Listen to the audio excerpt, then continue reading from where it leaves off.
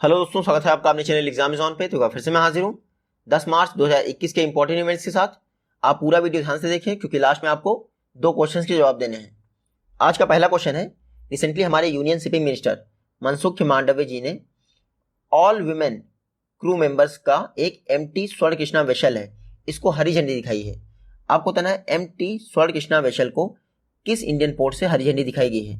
तो JNPT Jawaharlal Nehru port trust यानी मुंबई से एमटी स्वर्ण कृष्णा को हरी झंडी दिखाई गई है। ये शिपिंग कॉर्पोरेशन ऑफ इंडिया का वेसल है। मनसुख मांडव्य जी ने हरी झंडी दिखाई है। सबसे खास बात यह है कि इसमें ऑल वुमेन क्रू मेंबर हैं। ये देख लीजिए, ये है स्वर्ण कृष्णा वेसल। किसका वेसल है? शिपिंग कॉर्पोरेशन ऑफ इंडिया का एक ऑयल प्रोडक्ट टैंकर है। इसमें सभी वुमेन क्रू मेंबर हैं और ऐसा विश्व में पहली बार हो रहा है कि किसी शिप को वुमेन क्रू मेंबर द्वारा ही चलाया जा रहा है। तो किसने हरी झंडी दिखाई है? मनसुख मांडव्य जी ने। कहां से दिखाई है? JNPT मुंबई पोर्ट ट्रस्ट से। बात करें एमटी स्वर्ण कृष्णा की, 2010 में इसको बनाया गया था शिपिंग कॉर्पोरेशन ऑफ इंडिया द्वारा। शिपिंग कॉर्पोरेशन ऑफ इंडिया स्थापना कब हुई थी? 1950 में। हेडक्वार्टर इसका मुंबई में है। और शिपिंग कॉर्पोरेशन ऑफ इंडिया की फर्स्ट फीमेल चेयरपर्सन कौन बनी थी? मिस HK जोशी, जो कि अभी भी हैं। क्या नाम इनका पूरा? हरजीत कौर जोशी। नेक्स्ट क्वेश्चन है, देश का पहला फॉरेस्ट हीलिंग सेंटर किस स्टेट में सेटअप किया गया है? तो इंडिया का पहला फॉरेस्ट हीलिंग सेंटर उत्तराखंड में स्थापित किया गया है। कहां पे? उत्तराखंड में। उत्तराखंड में रानीखेत के पास ये फॉरेस्ट हीलिंग सेंटर सेटअप किया गया है। पर्पस क्या है? नेचर के डायरेक्ट कांटेक्ट में लाकर लोगों को हेल्दी कैसे बनाया जाए, इस कॉन्सेप्ट को डेवलप करना। तो इंडिया का पहला फॉरेस्ट हीलिंग सेंटर उत्तराखंड में रानीखेत के पास स्टैब्लिश किया गया है 13 एकड़ में। इसको इनॉग्रेट किसने किया है? तो जाने माने इन्वायरमेंटलिस्ट यानी पर्यावरणविद, नाम क्या उनका? जोगिंदर बिष्ट। तो जोगिंदर बिष्ट जी ने रानीखेत के पास इंडिया के पहले फॉरेस्ट हीलिंग सेंटर को इनॉग्रेट किया है। उत्तराखंड की बात करें तो ये है मैप में उत्तराखंड। 2 कैपिटल है इसकी, देहरादून विंटर है और रिसेंटली गैरसैंण इसकी समर कैपिटल बनी है। ये तो बहुत चर्चा में है। CM त्रिवेंद्र सिंह रावत इन्होंने रिजाइन कर दिया है रिसेंटली। गवर्नर कौन है उत्तराखंड की? बेबी रानी मौर्य। कुछ ही समय पहले उत्तराखंड की गवर्नमेंट ने घरों की पहचान चेलिक नाम प्रोग्राम लॉन्च किया था। क्या? Daughter's name is homes identity. ये प्रोग्राम उत्तराखंड गवर्नमेंट ने लॉन्च किया था। नेक्स्ट क्वेश्चन है, किस इंडियन रेलवे जोन द्वारा mobile train radio communication system जो है इंट्रोड्यूस किया गया है? तो रिसेंटली वेस्टर्न रेलवे जोन ने MTRC सिस्टम इनॉग्रेट किया है या फिर लॉन्च किया है। जैसे आपका एयर ट्रैफिक कंट्रोल सिस्टम होता है एयरक्राफ्ट के लिए, वैसे ही MRTC सिस्टम रेलवे के लिए डेवलप किया गया है वेस्टर्न रेलवे जोन द्वारा। पर्पस क्या है? जो स्टेशन मास्टर होता है या फिर ट्रेन के जो क्रू मेंबर होते हैं वो तुरंत कम्युनिकेशन कर सकते हैं और इससे कई सारे ट्रेन एक्सीडेंट्स अवॉइड किए जा सकते हैं। ये जो MTRC यानी कि mobile train radio communication system है, इसमें लेटेंसी बहुत कम है, 300 मिली सेकेंड, यानी इतनी जल्दी आपकी कॉल कनेक्ट हो जाएगी कि आराम से कोई भी एक्सीडेंट अवॉइड कर सकते हैं। तो पहली बार इंडिया में किसी रेलवे जोन द्वारा ये MTRC सिस्टम जो है कमीशन किया गया है। बात करें इंडियन रेलवे की तो 1853 में इंडिया की पहली ट्रेन चली थी मुंबई से थाने के बीच में। कितनी डिस्टेंस थी? 34 किलोमीटर। उस समय इंडिया के गवर्नर जनरल कौन थे? लॉर्ड डलहौजी। देखिए, इंडिया के फर्स्ट रेल मिनिस्टर थे जॉन मेथाई। वर्तमान में कौन है? पीयूष गोयल। और रिसेंटली इंडिया के जो रेलवे बोर्ड है उसके फर्स्ट CEO कौन अपॉइंट हुए हैं? सुनीत शर्मा। साथ में ये चेयरपर्सन भी हैं। नेक्स्ट क्वेश्चन है, किस टेक जायंट द्वारा एक नया web platform women will launch किया गया है इंटरनेशनल वुमेन्स डे के मौके पर? तो 8 मार्च को वुमेन विल प्लेटफॉर्म लॉन्च किया है गूगल ने। महिलाओं की इच्छा संबंधी प्लेटफॉर्म, दृढ़ निश्चय। इंटरनेशनल वुमेन्स डे को गूगल द्वारा वुमेन विल प्लेटफॉर्म लॉन्च किया गया है। इसका मेन पर्पस है इंडिया में जो रूरल वुमेन है 1 मिलियन यानी 10 लाख रूरल वुमेन को एंटरप्रेन्योर बनने में हेल्प करना। तो यही मेन पर्पस है वुमेन विल प्लेटफॉर्म का, जिसको गूगल ने लॉन्च किया है 8 मार्च को। इसके अलावा गूगल द्वारा नेस्कॉम फाउंडेशन को 5 लाख यानी $5 लाख का ग्रांट भी दिया गया है। इससे क्या होगा? 1 लाख जो वुमेन एग्रीकल्चर हैं इन डिफरेंट स्टेट्स में उनको फिनेंशियल लिटरेसी प्रोवाइड की जाएगी। तो 2 इनिशिएटिव लॉन्च किए गूगल ने, एक वुमेन विल प्लेटफॉर्म, दूसरा $5 लाख की ग्रांट दी गई है नेस्कॉम को। बात करें गूगल की तो 1998 में स्थापना हुई थी इसकी। हेडक्वार्टर इसका कैलिफोर्निया में है जिसको वर्ल्ड की सिलिकॉन वैली कहते हैं। और CEO कौन है? सुंदर पिचाई। गूगल की पेरेंट कंपनी का नाम है अल्फाबेट इंक, उसके भी CEO सेम है। नेक्स्ट क्वेश्चन है, 3 दिनों तक चलने वाले कंबाइंड कमांडर कॉन्फ्रेंस को केवडिया गुजरात में किसने इनॉग्रेट किया है? तो केवडिया गुजरात में रिसेंटली कमांडर कॉन्फ्रेंस ऑर्गेनाइज की गई है, इसको इनॉग्रेट किया है राजनाथ सिंह जी, जो कि हमारे डिफेंस मिनिस्टर हैं। ये देख लीजिए, डिफेंस मिनिस्टर राजनाथ सिंह जी द्वारा केवडिया गुजरात में कंबाइंड कमांडर कॉन्फ्रेंस का इनॉग्रेशन किया गया। ये देखिए, इसमें हमारी इंडिया की जो तीनों सर्विसेज हैं उसके कमांडर शामिल ही थे, लेकिन ऑल ओवर वर्ल्ड के भी कई सारे आर्मी, नेवी, एयरफोर्स के कमांडर शामिल थे। इससे पहले कंबाइंड कमांडर कॉन्फ्रेंस कब ऑर्गेनाइज किया गया था? 2018 में। कहाँ पे? जोधपुर के एयरफोर्स स्टेशन में। मेन पर्पस क्या होता है? डिफेंस प्रिपेयर्डनेस चेक करना, हमारे इंडिया में आर्म फोर्सेस की डिफेंस प्रिपेयर्डनेस क्या है, इस पर डिस्कस किया जाता है। Combined commander conference Kevadia Gujarat में हुई है और इनॉग्रेट किया है डॉक्टर नहीं मतलब डिफेंस मिनिस्टर राजनाथ सिंह जी ने। यह क्वेश्चन है, फूड वेस्ट इंडेक्स रिपोर्ट 2021 किसने रिलीज की है? तो फूड वेस्ट इंडेक्स रिपोर्ट 2021 को रिलीज किया है UNEP, united nation environment programme ने फूड वेस्ट इंडेक्स रिपोर्ट को जारी किया है। इसमें बताया गया है 2019 में 931 मिलियन टन फूड को वेस्ट किया गया, यानी 931 मिलियन टन फूड वेस्ट हुआ है सिर्फ 2019 में। इंडिया के विषय में इस रिपोर्ट में कहा गया है कि इंडिया में एक वर्ष में 68.7 मिलियन टन फूड वेस्ट होता है, यानी 68.7 टन फूड वेस्ट होता है। रिटेल आउटलेट्स, रेस्टोरेंट और होम, जहां भी फूड वेस्ट होता है इस रिपोर्ट में शामिल किया गया है। ये देख लीजिए, इन्होंने बताया फूड सर्विसेज के द्वारा 5% और रिटेल आउटलेट्स के द्वारा 2% फूड वेस्ट होता है। तो यूएनईपी द्वारा फूड वेस्ट इंडेक्स रिपोर्ट 2021 जारी की गई है। जो हमारा सस्टेनेबल डेवलपमेंट गोल है उसका गोल नंबर 12.3 ये per capita global food waste को कंट्रोल करने पर बात करता है। यूएनईपी की बात करें, united nation environment programme, 5 June यानी इन्वायरमेंट डे 1972 को स्थापना हुई थी इसकी। हेडक्वार्टर नैरोबी केन्या में है और हेड कौन है इसकी? इंजर एंडरसन।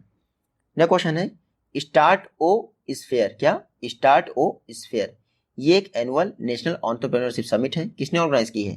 तो स्टार्ट ओ स्फेयर इसको IIM कोझिकोड यानी Indian institute of management Kozhikode Kerala ने ऑर्गेनाइज किया है। स्टार्ट ओ स्फेयर नेशनल एंटरप्रेन्योरशिप समिट है जिसको Indian institute of Kozhikode, Indian institute of management Kozhikode द्वारा ऑर्गेनाइज किया था। ये देख लीजिए, IIM कोझिकोड द्वारा ऑर्गेनाइज किया था स्टार्ट ओ स्फेयर।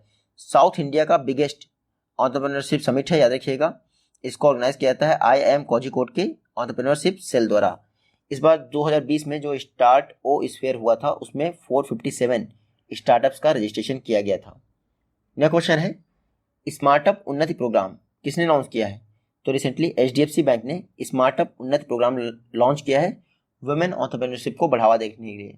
देखिए, इंटरनेशनल वुमेन्स डे यानी 8 मार्च को ये स्मार्टअप उन्नति प्रोग्राम लॉन्च किया है जो कि वुमेन एंटरप्रेन्योर्स को मेंटोर करने का एक डेडिकेटेड प्रोग्राम है। तो याद रखिएगा, स्मार्टअप उन्नति प्रोग्राम HDFC बैंक ने लॉन्च किया है। इनिशियल तौर पर इसका टारगेट है कि 3000 यानी 3000 वुमेन एंटरप्रेन्योर्स को मेंटोरशिप प्रोवाइड करना। ये देख लीजिए, 2018 में ही एक स्मार्टअप प्रोग्राम लॉन्च किया था। अब उस स्मार्टअप उन्नति प्रोग्राम लॉन्च किया है वुमेन्स एंटरप्रेन्योरशिप के लिए, किसने? HDFC बैंक ने। HDFC बैंक की बात करें, हाउसिंग डेवलपमेंट फिनांस कॉर्पोरेशन 1994 में स्थापना हुई थी, मुंबई में इसका हेडक्वार्टर है और CEO कौन है? शशिधर जगदीशन। नेक्स्ट क्वेश्चन है, Asia Pacific rural and agriculture credit association के नए चेयरपर्सन कौन बने हैं? तो AP राका के नए चेयरमैन बन गए हैं GR चिंतला, गोविंदराजुलू चिंतला वर्तमान में नाबार्ड के चेयरपर्सन हैं GR चिंतला जी। ये Asia Pacific rural and agriculture credit association के भी चेयरपर्सन बन गए हैं। गोविंदराजुलू चिंतला इन्होंने किसको रिप्लेस किया है? तो इन्होंने रिप्लेस किया है DPK गुणशेखरा, नाम से स्पष्ट हो रहा होगा मेरे ख्याल से, श्रीलंका के होंगे DPK गुणशेखरा। तो सिलोन जो बैंक है उसके चीफ एग्जीक्यूटिव ऑफिसर थे DPK गुणशेखरा, उनको रिप्लेस कर दिया गोविंदराजुलू चिंतला जो कि नाबार्ड के चेयरपर्सन हैं। तो याद रखिएगा, Govindarajulu Chintala Asia Pacific rural and agriculture credit association के चेयरपर्सन बने हैं। Asia Pacific rural and agriculture credit association की बात करें तो 1977 में स्थापना हुई थी। 21 मेंबर कंट्रीज द्वारा इसमें रिप्रेजेंटेशन शामिल है। जो रूरल वर्ल्ड है उसके विषय में ये बात करता है। नेक्स्ट क्वेश्चन है, 2021 का जो स्विस ओपन हो रहा है उसमें वुमेन सिंगल टाइटल किसने जीता है? तो फाइनल मैच में PV सिंधु हार गई हैं और कैरोलिना मारिन स्विस ओपन 2021 में वुमेन सिंगल टाइटल जीत ली हैं। देखिए, कैरोलिना मारिन, इनसे तो PV सिंधु हर मैच में हार जानी, मुझे लगता रहता है कैरोलिना का जो है फोबिया हो गया है पीवी सिंधु को, क्योंकि हर मैच में सिर्फ कैरोलिना मारिन से ही हारना अजीब सी बात है। तो कैरोलिना मारिन जानी मानी बैडमिंटन प्लेयर हैं, स्पेन से बिलोंग करती हैं। पीवी सिंधु को इन्होंने फिर से हरा दिया है एक बार, कहाँ पे, जो स्विस ओपन 2021 टूर्नामेंट हुआ है स्विट्जरलैंड में। तो अब पीवी सिंधु ने सिल्वर मेडल जीता है और कैरोलिना मारिन ने गोल्ड मेडल जीता है। पीवी सिंधु ने हालांकि 2019 में यहीं पर वर्ल्ड चैंपियनशिप हुई थी जिसमें पीवी सिंधु ने गोल्ड मेडल जीता था। हालांकि ओलंपिक में इनको फिर से मतलब कि ओलंपिक जो हुए थे इसके पहले उसमें भी कैरोलिना मारिन ने पीवी सिंधु को हराया था। कैरोलिना मारिन इस समय जो है वर्ल्ड की नंबर 1 बैडमिंटन प्लेयर हैं, आपको पता ही होगा। नेक्स्ट क्वेश्चन है, किस मिनिस्ट्री द्वारा वुमेन एम्पावरमेंट को बढ़ावा देने के लिए इन्वेस्ट इंडिया के साथ पार्टनरशिप की गई है? तो ministry of women and child development ने इन्वेस्ट इंडिया के साथ पार्टनरशिप की है वुमेन एम्पावरमेंट को बढ़ावा देने के लिए। देखिए, ministry of women and child development, ये इस समय मिनिस्टर नहीं है, आप गलत पिक लग गई इसमें तो यूबी निरानी है। Ministry of women and child development द्वारा इन्वेस्ट इंडिया के साथ पार्टनरशिप की गई है नई दिल्ली में। पर्पस क्या है ये देखिए, nutrition, child protection, development, women empowerment, convergence capacity, इन सब में कॉपरेशन के लिए मेमोरेंडम ऑफ अंडरस्टैंडिंग साइन किया गया है ministry of women and child development और इन्वेस्ट इंडिया के बीच में। इन्वेस्ट इंडिया एक दृष्टि प्लेटफॉर्म है, उसी के तहत वुमेन्स को ये सारी फैसिलिटी प्रोवाइड करने में हेल्प करेगा, यानी इस तरफ ध्यान देगा, तो कोऑपरेट करेगा न्यूट्रिशन, चाइल्ड प्रोटेक्शन, इन सब फील्ड में। इसके लिए एक एमओयू साइन किया गया है इन्वेस्ट इंडिया और ministry of women and child development. Invest India की बात करें 2009 में इसकी स्थापना हुई थी, नॉन प्रॉफिट वेंचर है, मिनिस्ट्री ऑफ कॉमर्स के तहत department for promotion of industries and internal trade के तहत कार्य करता है ये। नेक्स्ट क्वेश्चन है, रिसेंटली रेड राइस का पहला कंसाइनमेंट असम से जो है छूट गया है या फिर जा रहा है, किस कंट्री के लिए?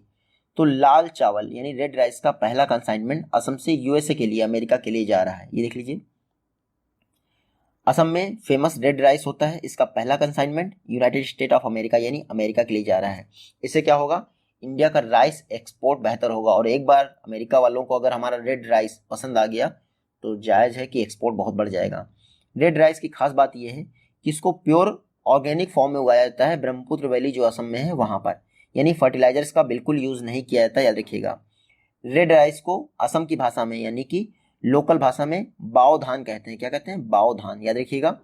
असमीज फूड का ये इंटीग्रल पार्ट है। तो असम से रेड राइस का पहला कंसाइनमेंट अमेरिका के लिए निकल चुका है, इसको बाओ धान भी कहा जाता है। बात करें ये जो एक्सपोर्ट करने वाली अथॉरिटी है, यानी जो एक्सपोर्ट इंश्योर करती है खास करके एग्री के प्रोडक्ट का, उसका नाम है एपिडा। एपिडा का फुल फॉर्म है agricultural and process food products export development authority. 1986 में स्थापना हुई थी, न्यू दिल्ली में इसका हेडक्वार्टर है और चेयरमैन है कौन? Doctor M Agamuthu. इसने ही अप्रूव किया है रेड राइस का एक्सपोर्ट। नेक्स्ट क्वेश्चन है, बाबा गाना मोंगुनो, नाम पढ़ लीजिएगा, बाबा गाना मोंगुनो, इन्होंने रिसेंटली इंडिया को विजिट किया है। आपको बताना है किस अफ्रीकन कंट्री के नेशनल सिक्योरिटी एडवाइजर हैं। तो बाबा गाना मोंगुनो ये नाइजीरिया के नेशनल सिक्योरिटी एडवाइजर हैं, रिसेंटली इंडिया आए हैं। ये हैं बाबा गाना मोंगुनो। रिसेंटली जो हमारे फॉरेन अफेयर्स मिनिस्टर हैं एस जयशंकर जी ने इनको रिप्लेस नहीं किया है, रिसीव किया है बाबा गाना मोंगुनो। ये नाइजीरिया के क्या है? National security adviser. इससे पहले वहाँ की आर्मी के चीफ भी रह चुके थे। अब बाबा गाना मोंगुनो नाइजीरिया के क्या हैं? नेशनल सिक्योरिटी एडवाइजर, इंडिया की विजिट पर हैं। रिसेंटली एस जयशंकर जी ने इनको रिसीव किया है। नाइजीरिया इंडिया का लार्जेस्ट ट्रेडिंग पार्टनर है अफ्रीका महाद्वीप में, और अफ्रीका महाद्वीप में एक दूसरे के लिए लार्जेस्ट है, इतना याद रखिएगा। हालांकि इंडिया जो है एनर्जी सेक्टर पर काफ़ी ज़्यादा कोऑपरेट कर रहा है नाइजीरिया के लिए। नाइजीरिया की बात करें, ये है मैप में नाइजीरिया, कैपिटल है अबूजा, करेंसी क्या है? नायरा, प्रेसिडेंट कौन है? मोहम्मदू बुहारी, और रिसेंटली नाइजीरिया के नेशनल सिक्योरिटी एडवाइजर नाम क्या है? बाबा गाना मोंगुनो, इंडिया की विजिट पे थे। नेक्स्ट क्वेश्चन है, न्यूजीलैंड के बाद आईसीसी वर्ल्ड टेस्ट चैंपियनशिप के फाइनल में पहुंचने वाली वर्ल्ड की दूसरी क्रिकेट टीम कौन बन गई है? तो इंडिया न्यूजीलैंड के बाद आईसीसी वर्ल्ड टेस्ट चैंपियनशिप के फाइनल में पहुंचने वाली दूसरी टीम बन गई है।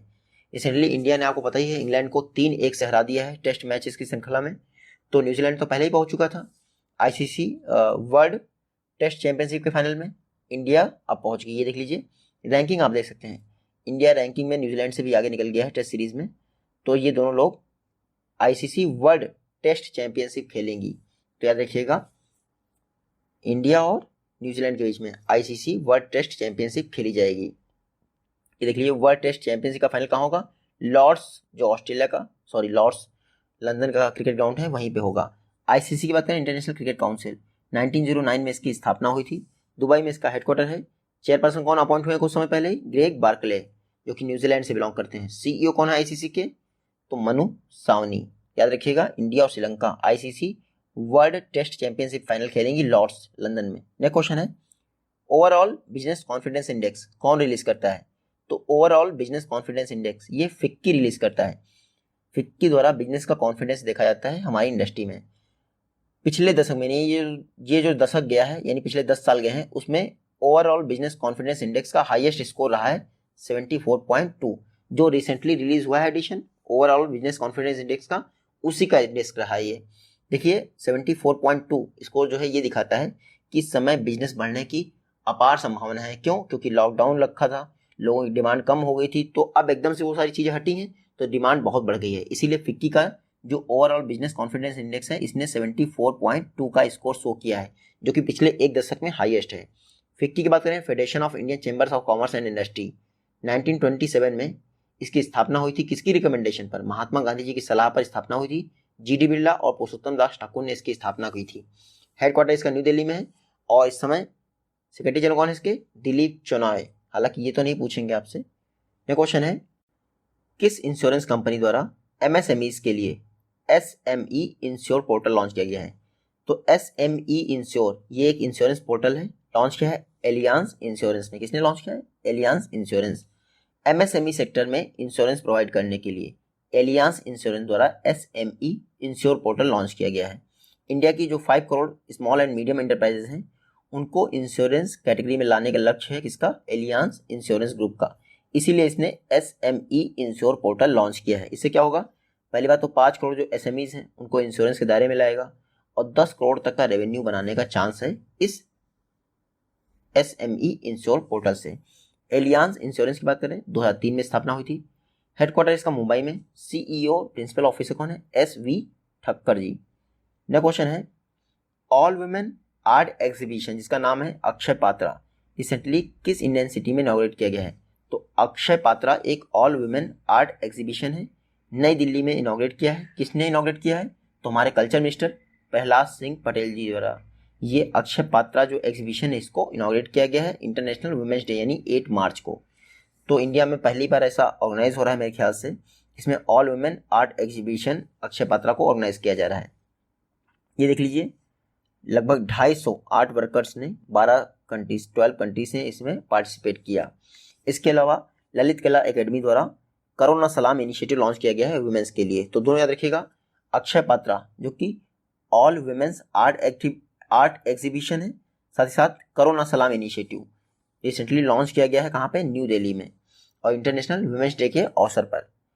ये लास्ट क्वेश्चन आज का, फेमस पर्सनालिटी जिनका रिसेंटली निधन हो गया। पहले हैं अंशुमान सिंह, दूसरे हैं ईसर सिंह देओल। दोनों को देख लेते हैं। ये हैं अंशुमान सिंह जी, रिसेंटली इनका निधन हो गया। फॉर्मर जस्टिस ऑफ इंडिया थे, चीफ जस्टिस नहीं जस्टिस थे श्री अंशुमान सिंह जी, इनका निधन हो गया। अब 2 राज्यों के गवर्नर भी रह चुके थे, तो एग्जाम में आपसे ये नहीं पूछे कि कौन कौन से राज्य, लेकिन गवर्नर राजस्थान के भी रहे थे और गुजरात के भी रहे थे अंशुमान सिंह जी। रिसेंटली इनका निधन हो गया है, यानी पॉलिटिक्स से भी बिलोंग करते थे और जुडिशरी से भी। दूसरे कौन है? ये देख लीजिए, ईसर सिंह देओल। मेजर ध्यानचंद अवार्ड जीता था इन्होंने, मेजर ध्यानचंद नेशनल अवार्ड जीता था 2009 में। ईसर सिंह देओल किसने दिया था इनको अवार्ड? तो प्रतिभा देवी सिंह पाटिल जी ने दिया था। ईसर सिंह देओल जी जाने माने एथलीट थे, रिसेंटली इनका भी निधन हो गया। तो दोनों का नाम याद रखिएगा, श्री अंशुमान सिंह और ईसर सिंह देओल, दोनों का निधन हो गया। ये आज की वीडियो से क्वेश्चन है, आई होप कि आप इजीली इनका जवाब दे पाएंगे। जल्दी ही मिलते हैं आपसे नेक्स्ट वीडियो में, तब तक के लिए take care, good bye and जय हिंद।